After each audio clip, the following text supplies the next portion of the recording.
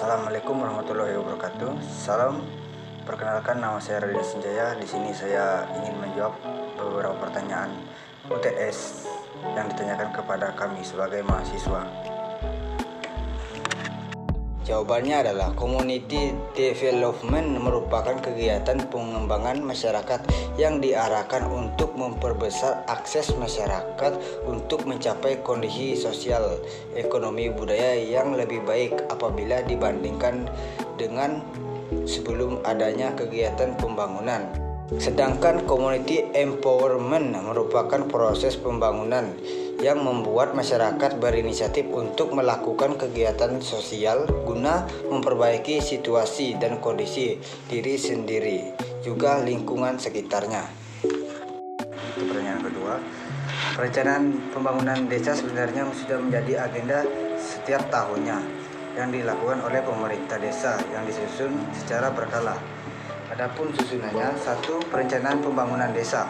2. Tahap kegiatan yang diselenggarakan oleh pemerintah desa dengan melibatkan Badan Musyawarah Desa atau BPD. 3. Partisipasi masyarakat. 4. Pemanfaatan dan pengalokasian sumber daya desa. Lanjut ke pertanyaan ketiga. Hal yang harus dilakukan adalah mencari potensi-potensi yang ada di desa tersebut yang bisa dikembangkan. Contohnya seperti PRODES, produk unggulan desa. Step yang pertama yang harus kita lakukan adalah melihat potensi-potensi yang ada di desa tersebut. Jadi potensi dari desa tersebut adalah menjual hasil pertanian. Nah, seperti itu. Pertanian sayur mayur. Itu step yang pertama. Jadi step yang kedua adalah melihat pasar produk. Jadi produk yang kita jual ini adalah sayur mayur. Jadi untuk pasarnya sendiri di sana sangat bagus atau sangat menarik karena di sana mungkin sedikitnya kompetitor yang lain dan akan memudahkan kita dalam menjual sayur.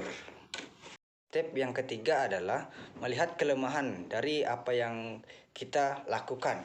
Nah, jadi kelemahannya di sini adalah dari penjual sayur mayur ini yaitu akses. Jadi aksesnya itu mungkin sangat jauh dan harus menggunakan kendaraan untuk mengambil sayur mayurnya.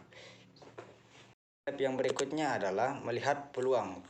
Peluang yang kita lihat di sini adalah dengan sedikitnya kompetitor yang menjual sayur mayur dan banyaknya jumlah penduduk, apalagi dengan terbukanya tambang emas.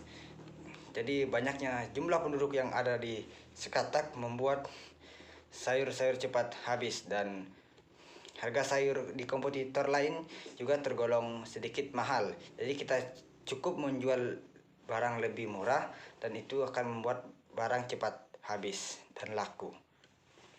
Ke pertanyaan nomor 4. Jadi indikator yang dipakai adalah indikator keragaman produk. Jadi di sini kita menjual berbagai macam keanekaragaman produk seperti sayur bayam, sayur kangkung, singkong, daun ubi dan lain-lain sebagainya. Jadi yang kedua adalah kualitas. Jadi dengan kualitas produk yang kita jual yang karena diambil langsung dari sumbernya, otomatis kualitasnya sangat baik.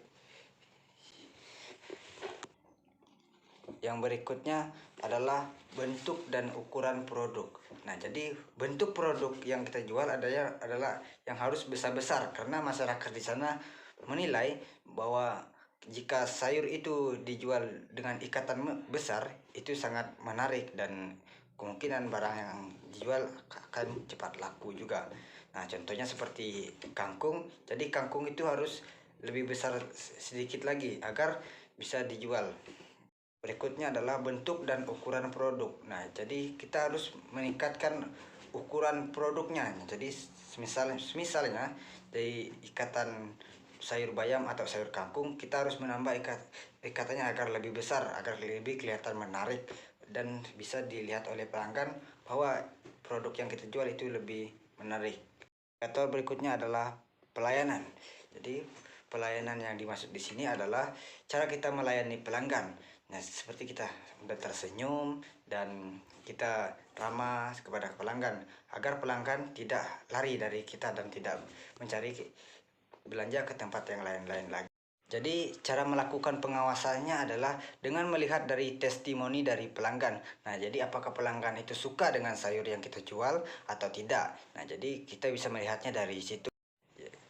Yang kedua adalah dari produk kita sendiri. Jadi cara melihatnya adalah apakah produk yang kita jual itu habis. Nah, jadi kalau misalnya dia habis berarti kemungkinan dia berhasil. Kalau tidak habis berarti itu dibilang gagal.